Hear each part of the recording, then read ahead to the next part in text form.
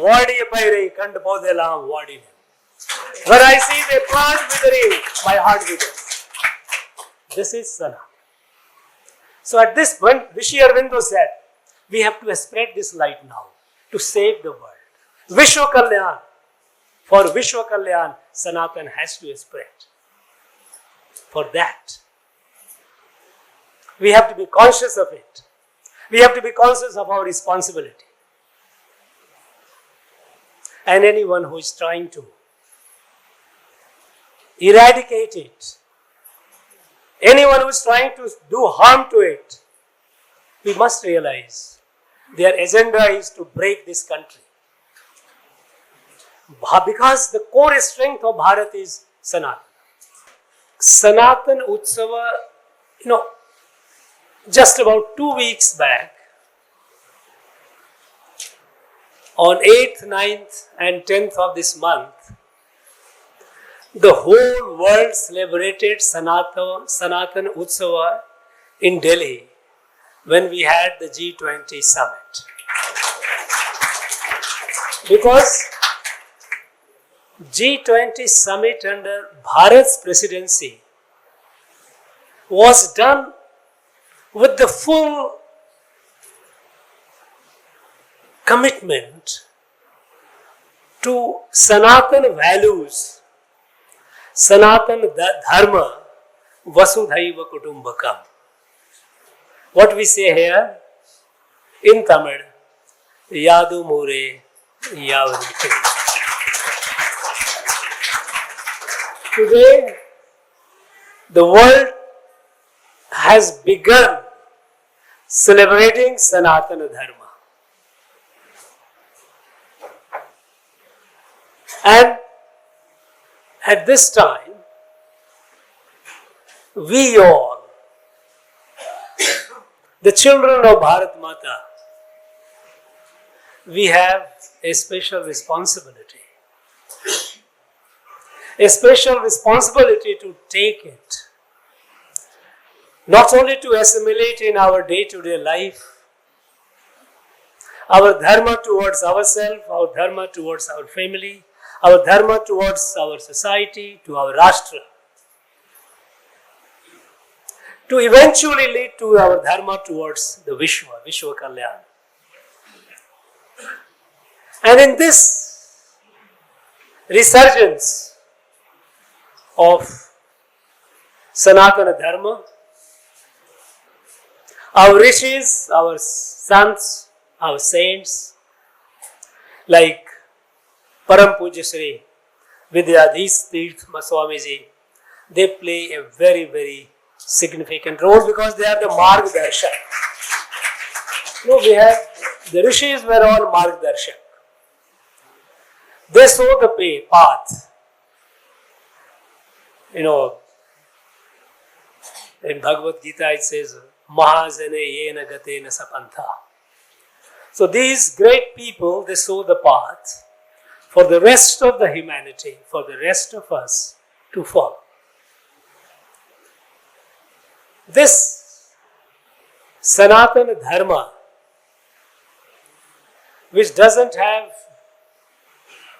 the origin, we do not know when it actually began, and certainly it is endless. But the first documented manifestation of Sanatana Dharma was in our Vedas. That is where it was first documented and articulated. The tenets, the principles, the essence of Sanatana Dharma. And since then, the light, this new light, which the rishis gave us, it has spread over a vast tract of land. We know that our Rashtra, our country, Bharat, was not built by any king, was not built by any rulers. It is the Western, it is the European notion of a state that here is a king, here is a Bahubali who has an army, who conquers a territory, consolidates it, and that is called a country. or a political state. Our Bharat is not such a country. It's an unique country. Because this country has not been built by any king. There's no account in any point of history in our time, in history, that there was one king who actually covered the entire stretch of Bharat, what we have. In fact, what we have today is Khandit Bharat. It is a broken Bharat. The Bharat in its original shape was much, much larger. From Shyam, Brahmadesh and Shyam in the east to Hindu Kush in the west, the western border of Afghanistan. This was Bharat. But this, such a large, magnificent Bharat, with so many kings, so many kingdoms, so many rulers,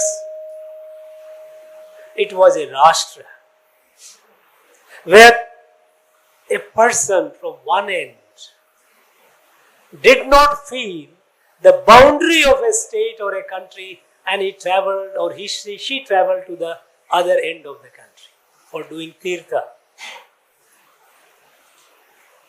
My own grandmother from Bihar, she traveled to Rameshwaram, to Dwarika, to Kanchipura, all these places, Badrinath.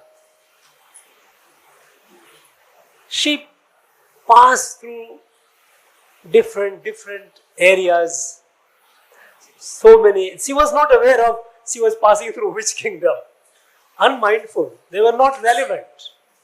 Because every king was bound by the dharma to provide assistance to all the people, those who traveled.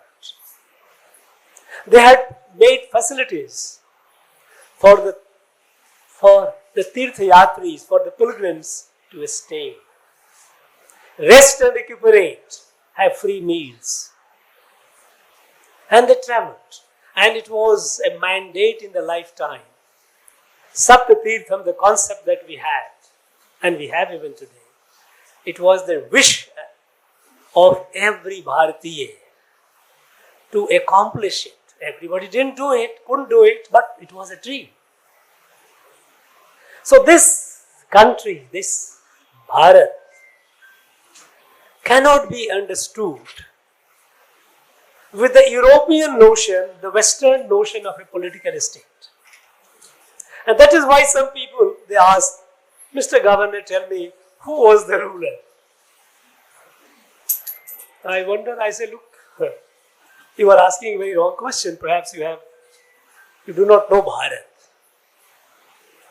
And this lack of understanding, lack of knowledge of Bharat, which was the result of nearly 1,000 years of subjugation and over 200 years of colonization, during which the very idea of Bharat as a Rashtra was weakened. They tried to destroy it. And so, the people, those who are educated in the modern education system, they have difficulty in understanding what is Bharat. And so they will say, India. But what is India? Baba Saheb Ambedkar, the makers of the Constitution, the very first article of the Constitution, he writes, it says, India, that is Bharat. India needs introduction. India as it is understood in the concept with the understanding of European understanding of a state is not Bharat. India, that is Bharat. And so, the Bharat, one who understands Bharat will not ask such absurd question about who was the king who did it. And unfortunately, after the British left, we didn't do much to introduce this Bharat to our people, to our children, through curriculum. And as a result, they have very little understanding. And it is our task today to introduce them to Bharat. When we say Bharat, Bharat is the result of, is a product of Sanatana Dharma. Because that's this Sanatana Dharma which is all inclusive. Nobody is, person who is a true believer in Sanatana Dharma does not even reject those who deny themselves to be a Sanatana. Because here we say, Atmavat Sarva Bhuteshu. Not only humans but every being is like myself. My soul is the soul of all. These differences that we see, these are apparent differences. And in Bhagavad Gita, Bhagavan Krishna says about that what we say is avibhaktam vibhaktesu. One which is indivisible looks divided. But this is Maya, this is illusion, this is apparent. Underlying all these differences, we are like on leaves of a tree. A tree has millions and millions of leaves. And if you have seen carefully, no two leaves are alike.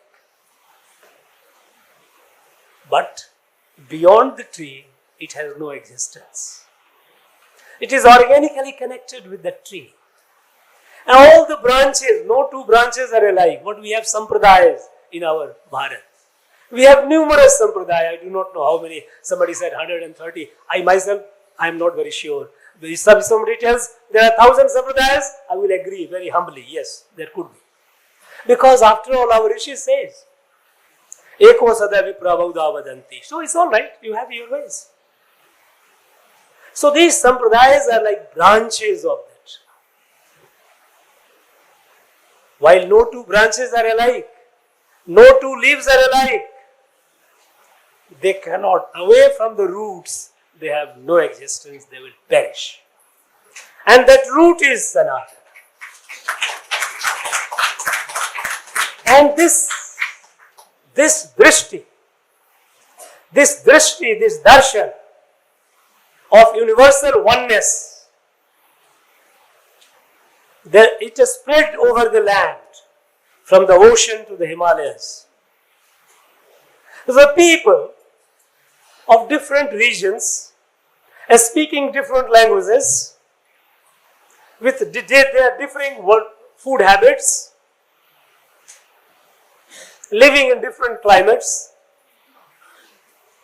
imbued with this light of the Sanatana, their culture, their civilizational values, they all essentially reflect that universal oneness. Even among the people, and I have seen it, among the tribes of Northeast, among the tribes of Central India, they may not be educated, they may not be well versed in Shastras or books, doesn't matter. But their worldview, their view about themselves and the people around, and the beings around, is essentially a reflection of Sanatana Dharma. I was in Ooty district. About a year back, I had the experience. There are people, there are tribes. They have a season when they go for harvesting honey. But before they go for the season, harvesting honey, the whole village, they observe 3 weeks of vrata. They don't use the word vrata, they have their own term for it. Turning vegetarian, doing some puja, and they walk into the forest singing certain songs, which is other people call mantra. They go and pick the honeycomb. Honey is all around, no honey extinct. They just pick up and bring. Look at the connect. The connect that there. This is Sanatana.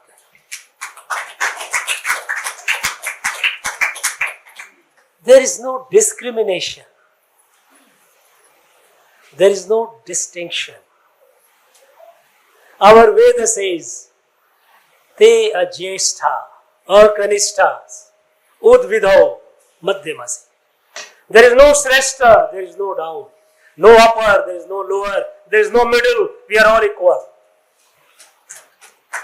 How can there be any distinction in that? That is why in the Veda Hosh, this recitation was going on. They said, Sangachadvam samvadadvam samvo manansi janata. Together we grow, together we prosper. This is Sanatana.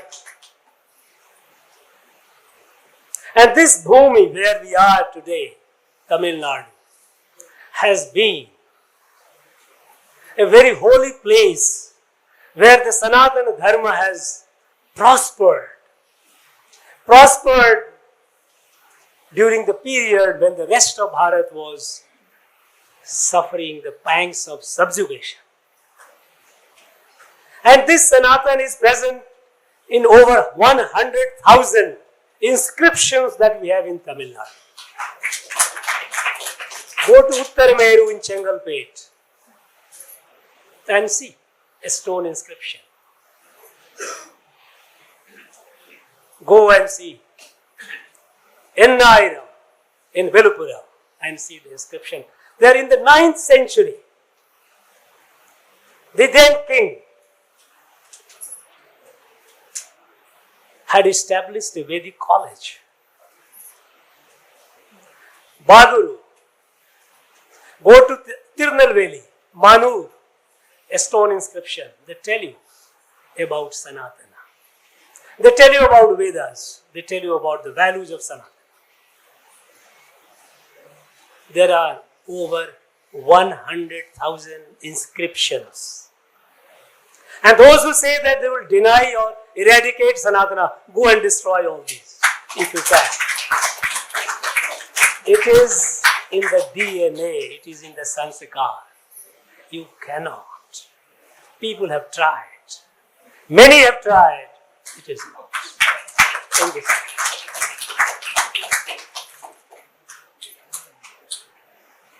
Some people feel allergic to the moment reference to Veda. Tolkapiyam. When I came here, I started getting some ancient Tamil Sangam period and all the classical texts. Tolkapiyam, which is the revered grammar text of this most beautiful and ancient language, Tamil. Perhaps I don't see other than Sanskrit any language that can compare with it in antiquity. It is such a rich and vibrant language. And when Tolkapiya writes Tolkapiyam, after completing this book, he goes and presents it. He goes to Pandian Darbar. He writes it all in the preface of the book himself. Tolkapiya writes it. He presents it. He goes to the Pandian Darbar. And in Darbar, at the head of the Darbar was Atankod Acharya. He presents this book to him. And he introduces, Tolkapiya introduces Atankod Acharya. Aram Karai Naven Nan Marai Mutri Atankod Acharya. Well versed in 4 Vedas, and whose tongue only speaks of Dharma. Now the distortions that the people cause today by saying all kinds of negative things, they are doing so out of their selfish interest. They disregard the values of Sanatana. But Sanatana is indestructible. Today we have a special responsibility.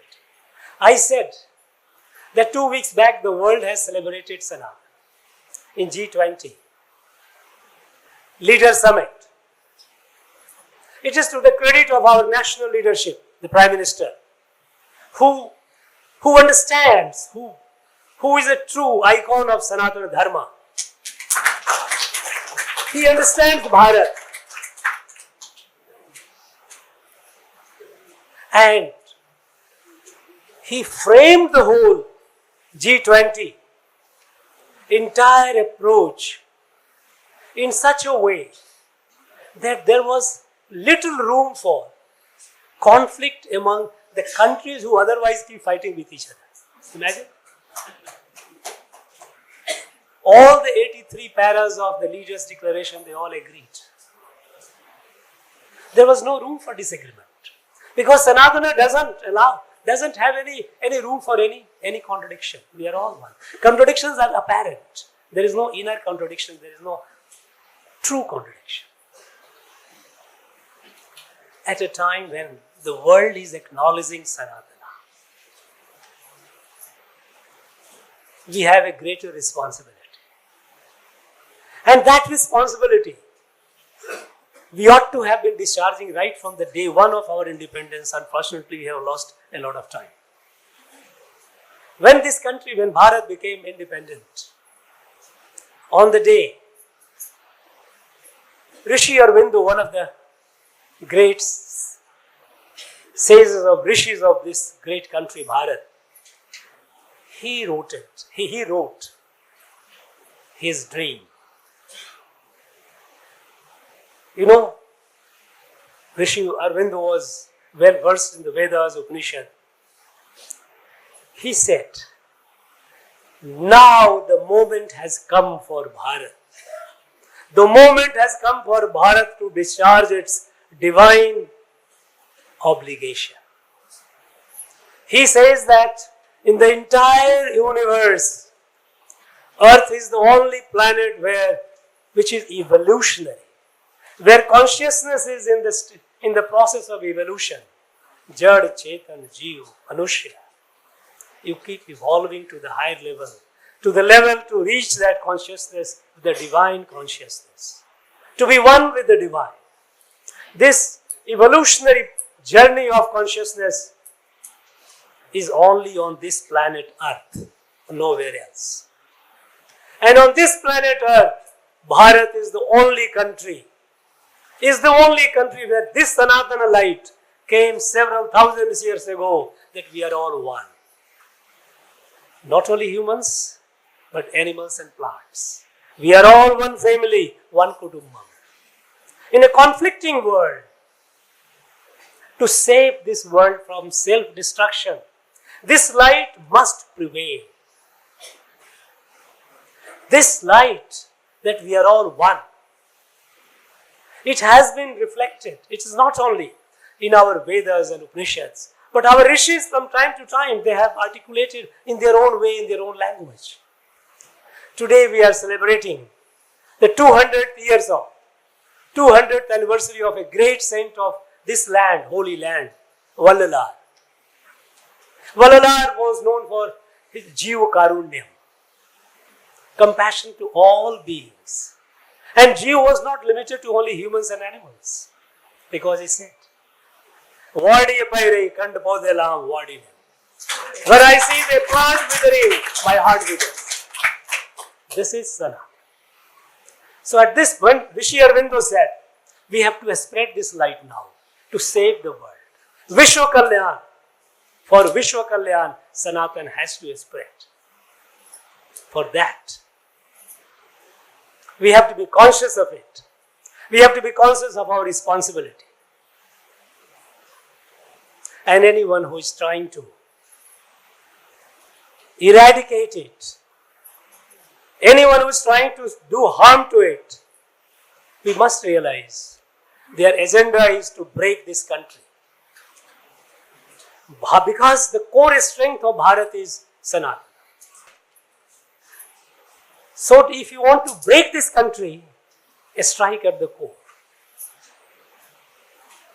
That is what the British did. They tried. And that is how they succeeded in breaking Bharat, making it Khandit. That was a single most tragedy that happened for Bharat when it was partitioned. Bharat cannot afford yet another partition. And those who are talking against Sanatan, their agenda is to break this country. And we have to be conscious of it. Not only conscious of it, we have to be conscious of our responsibility. Responsibility to spread this light with new energy, new vigor. And at a time when our country has entered the Amrit Kal, as our national leadership says, Prime Minister says, we have a responsibility. We know that Sanatan is indestructible, but that is not enough. We have to save the humanity, we have to save the planet. It is a much greater responsibility. And if we shun this responsibility, if we move away from this responsibility, we are going against the Sanatana. It is our duty to perform, to fulfill that responsibility. And for that, we have to do so with a sense of urgency. And the urgency which the Prime Minister has laid down for the country the next 24 years now, by 2047, by the time the country celebrates centenary of independence, 100 years of independence, Bharat must be, Vishwaguru must be in a position to prevail over the world. We have to be strong. We have to be strong, what Swami Vivekananda said. Swami Vivekananda, a great son of India, Bharat. He said, my dream of Bharat, of my dream, is one whose muscles are of iron, whose sinews are of steel, but whose heart and mind are Vedantic, compassionate. Jiva Karunyam, Vasudhaiva Kutumbakam. For that, we have to be strong even in our muscle and sinews. We have to be strong in science and technology. We have to be strong militarily, because Sukraniti says, Sanyada vina na rajyam na dhanam na parakrama balino vasaga sarve durbalasya cha satrava. This light was there with us for several thousand years. But people didn't listen to it. Today they are listening. And they will listen more in coming days. We have to do it. It is our duty. And in this period, next 2.5 decades, while we all have a great responsibility, so is the responsibility of our teachers to spread the light more and more. It is not the time for us to take a rest. No, it is not the time. We have a greater responsibility. And I am sure this Pali Marmat will continue discharging its responsibility with renewed vigor, renewed energy, spreading the light the rest of the country and beyond. And I pray the further journey of our His Holiness will continue making the places holier. He will continue spreading the light wherever he goes. He will continue influencing people to commit themselves to the seva, because seva is Sanatana.